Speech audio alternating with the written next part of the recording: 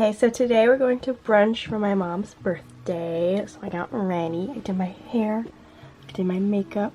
If you can tell, okay? I got my earrings in, $2 at Flushing. Can we get into the look? Okay. I'm wearing my mom's old shirt, Levi's, and this purse I got from Etsy for brunch. Brunch. For brunch.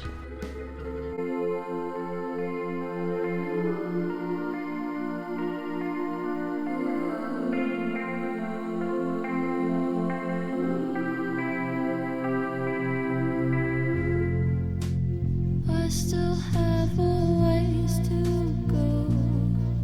I move along an empty road, and everything is moving slow. The music's gone. Where did it go? I'm still dancing in my head, dreaming of my desire to I'm like, yeah. Which button do I press? No, it's recording already. Oh, it's recording? We're very we just had our delicious meal. Wasn't it delicious? Yes. And now we're going on our walk. Yay! This is city living. So right now I have some computer work on the computer. All my work is on the computer. I don't know why I said that. But right now I'm on winter break until the 28th, but I have an internship and that ends on the 10th. So for my internship, I'm an editorial and content intern, meaning I email people and I post on their Instagram, which is really exciting. I'm a woman in STEM, a woman in business. You can keep your applause to yourself. But yeah, until that ends, I'm doing a lot of work for it. This is currently my second internship. It's an unpaid internship, and I'm also not doing it for credit, which was my mistake. I should have done it for credit. I should have done it for something.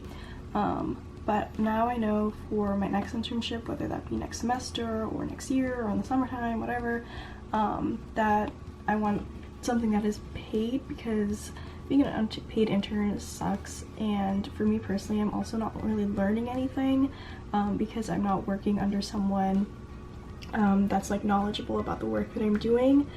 Because the business is so small, I work directly with the co-founder, which is a really unique and fun dynamic, but isn't very helpful because I don't feel like she knows enough about like posting on Instagram or like emailing these people, whatever, for me to like have something valuable from it. I'm really grateful for the experience, but it's just like definitely not been what I thought it would be, but I made it through till now, so I'm glad. Just trying to finish it up and finish it up well.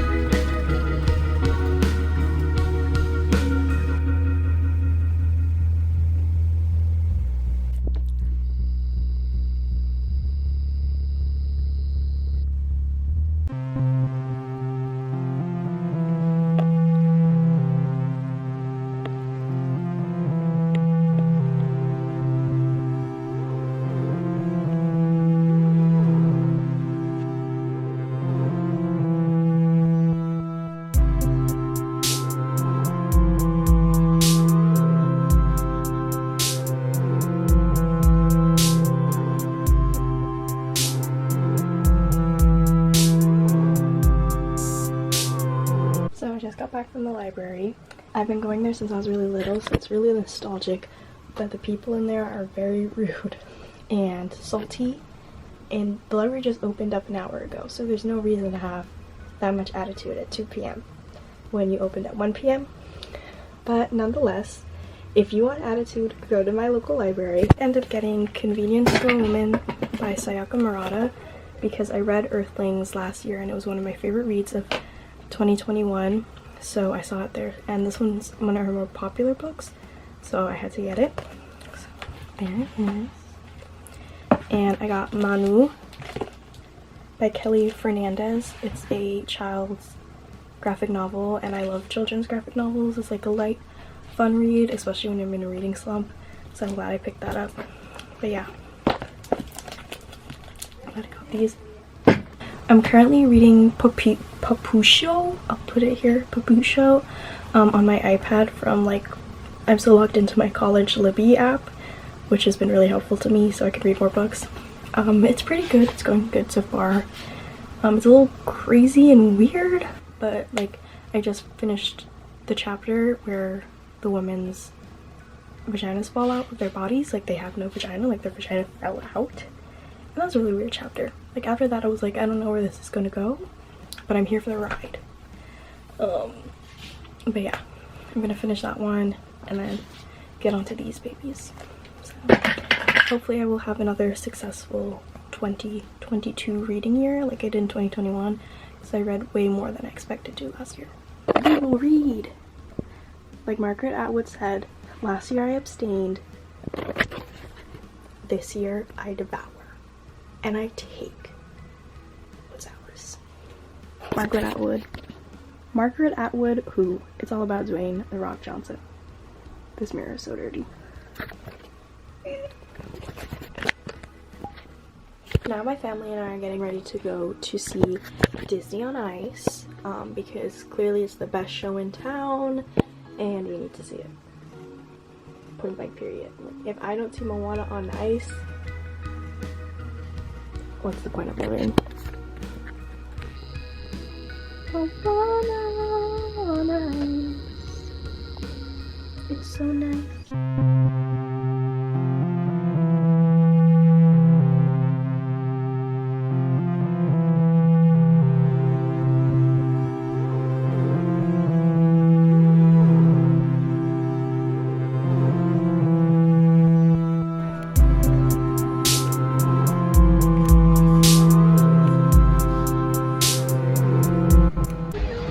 No Moana. I am very upset. Hashtag Disney, I need a refund. There's nothing more upsetting than this could ever have been.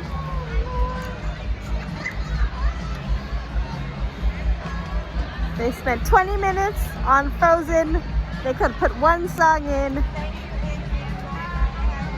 And I can't believe it.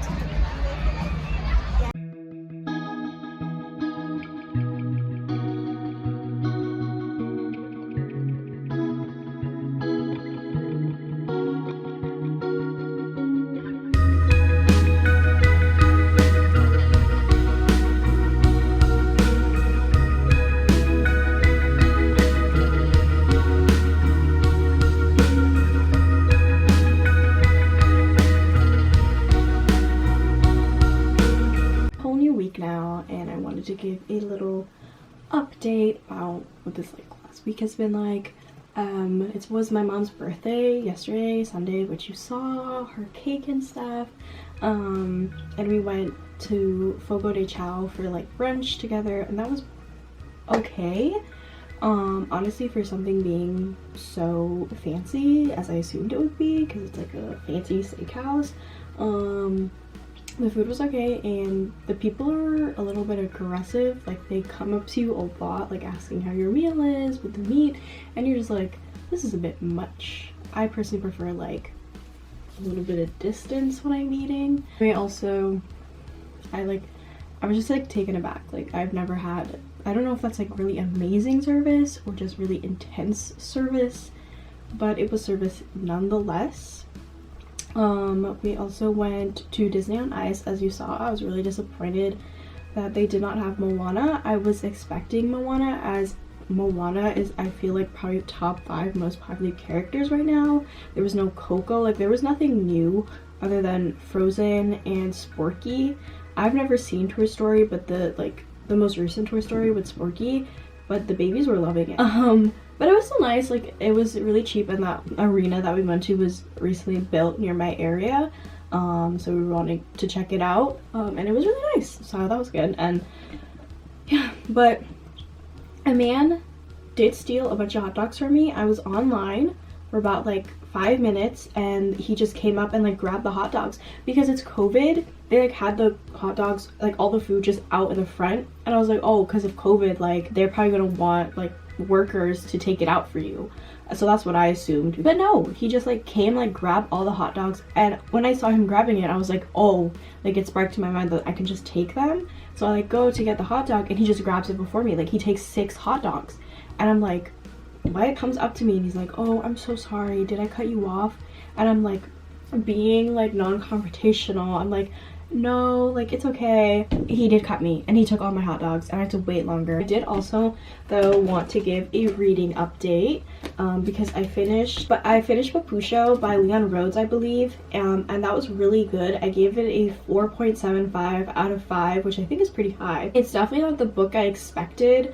The premise of the book is it's set on a kind of fictional island. It's magical realism, and we're on an island called Papusho, where everyone has cores or magic. Like, they all have a magic ability, and the main character is Xavier, and he's the machinist, I believe is how you would say it, and he has the cores of being able to touch anything and give it a flavor. Like, he's an amazing cook just naturally. And there's this role called the machinist, where it's a god-given right that you cook one amazing meal for every person on the island. So there are a bunch of people that have this like cooking cores, but only one is gifted this opportunity to be machinist. And we follow another long string of characters leading up to this day where Santine, who is the governor's daughter, is getting married, and she requests that the machinist make the meal for her wedding.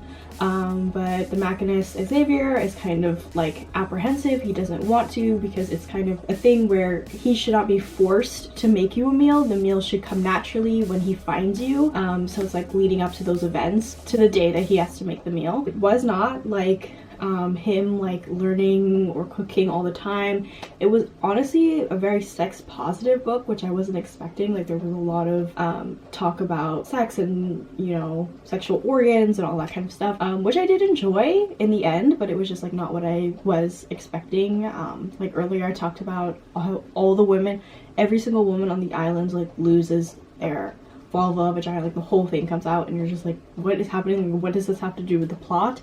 And honestly, it doesn't really have much to do with the plot, but it was an interesting addition. I still thought it was really good. It has beautiful descriptions of food and nature and the island, and I really liked it. It was a great escape. Next, I read Convenience Store Woman by Sayaka Murata. I have read Sayaka Murata before, and she is very interested in the person that is far away from society. Earthlings was like that as well. So Convenience Store Woman follows a character named Kiko, who's in her mid to late 30s, who struggles interacting with her people. She lacks the ability to understand emotional cues, or just like cues in general, and she doesn't really know how to go about life. When she was in her late teens, she was given this job opportunity to be a convenience store person, and she's now taken on the hat of being a convenience store woman for the rest of her life, as it's the only thing that she feels like she's good at, and it's what she was meant to do. Like, she was put on this earth to be a convenience store woman. But obviously she meets challenges, as when you approach your late to mid 30s, you know, people expect you to want to have a larger career, get married, have children, expand your life, but she has no interest in that. And I thought it was really good. It was really short. We made some kooky side characters. One of them, he believes that we're still in the Stone Age and that he should be finding a wife or whatever. The idea of a person that's far away from society is really interesting. I think in a lot of Japanese literature I've read, just a little is minimal, but every book that I've read, there is a person that is just acting so away from the way that you normally expect a person to behave, and I think that's a like thing that they're very interested in dissecting, that I don't see a lot in American or European literature. So I think that's really interesting. So I gave this a 4.75 out of 5. It's been a pretty great beginning to 2020.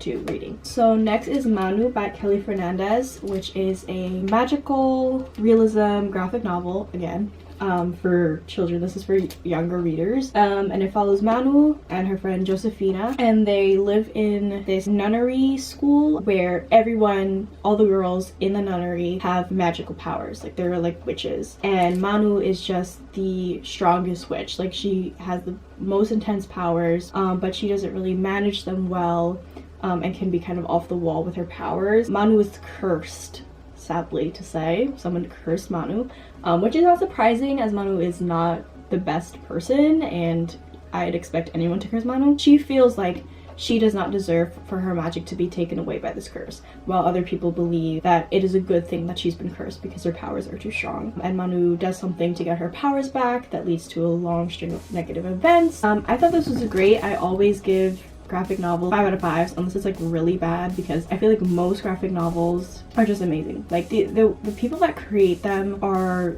just amazing at creating worlds, especially if the person that's writing it is also drawing it. And also, Kelly Fernandez is from Queens. She lives in Queens, New York, and my sister told me that she went to Queens College, which is really amazing. I'm from Queens, so that was really nice to see, and I loved it. It was great. Now I'm just doing computer work again. Thank you guys so much for watching. I hope you enjoyed, that you had a nice time with me, hopefully. Thank you so much for watching, and I'll hopefully see you next week. Bye!